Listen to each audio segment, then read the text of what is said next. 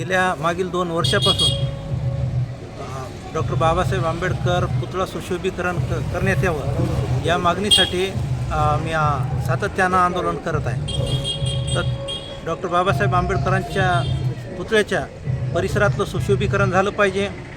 Doctor Babasaheb Ambedkar चौक ते भीमनगर चुंगी नाका असा पक्का रस्ता झाला पाहिजे.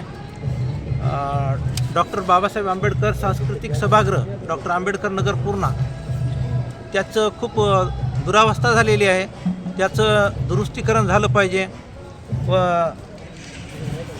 सिद्धार्थनगर ते बौद्धविहार असा एक शाळकरी मुलांसाठी, ज्येष्ठ नागरिकांसाठी आणि एकंदरीत सर्व नागरिकांसाठी एक उड्डाणपूल झाला पाहिजे. ही खूप मोठी समस्या आहे. मुलं खूप रिस्क घेतात पटरीमधून जाण्याची आणि तिथून म्हणजे त्यांच्या जीवितस धोका निर्माण होऊ शकतो. त्यामुळं माझी मागणी प्रामुख्याने असेल की हा उड्डाणपूल झालाच पाहिजे. तर अशा विविध मागण्या घेऊन मी आज अन्नत्याग उपोषण करत आहे आणि जोपर्यंत माझ्या मागण्या मान्य होणार नाहीत तोपर्यंत मी हे उपोषण सोडणार नाही. या संदर्भात आपण प्रशासनाला निवेदन दिले पण अद्याप ठोस कारवाई केली नाही का त्याच्यावर? कुठलीही कारवाई झालेली नाही. उलट मला उडवाउडीची उत्तरं देण्यात आली. एक मला पत्र दिलं, त्याच्यामध्ये थातूरमातूर उत्तरं दिले की बाबा हे तुमचा सर्वसाधारण सभेमध्ये आम्ही प्रश्न ठेवू, पण त्यानं माझं काही समाधान झालेलं नाही.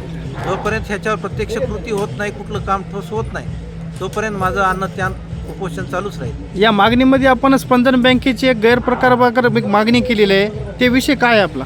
ही स्पंदन बँक जी आहे ती फायनान्स बँक आहे. ही महिलांना फायनान्स पुरवते आणि त्यांचे वसुली एजंट पैसे तर महिलाकडून घेऊन जातात, पण ते तिथं बँकेमध्ये भरत नाहीत. त्यामुळं महिलांचं सिविल स्कोर खराब होतो आणि त्यांचे कष्टाचे पैसेसुद्धा बुडतात. असे गैरव्यवहार स्पंदन बँकेतून झालेले आहेत. त्यामुळं त्या बँकेचे जे जबाबदार कर्मचारी आहेत त्यांच्यावर कठोर कारवाई झाली पाहिजे अशी माझी मागणी आहे. आज आपलं अन्नत्याग उपोषण सुरू आहे, पण आज पुढची भूमिका काय असणार आहे आपली? अन्नत्याग उपोषणातून नगरपालिका प्रशासनाने ह्या मागण्या मान्य कराव्या अशी माझी इच्छा आहे. आणि जे स्पंदन बँकेचा विषय आहे तो पोलीस प्रशासनाने त्या कर्मचाऱ्यावर, संबंधित कर्मचाऱ्यावर कठोर कारवाई केली पाहिजे, जेणेकरून गोरगरिबांचा कष्टाचा पैसा बुडला नाही पाहिजे.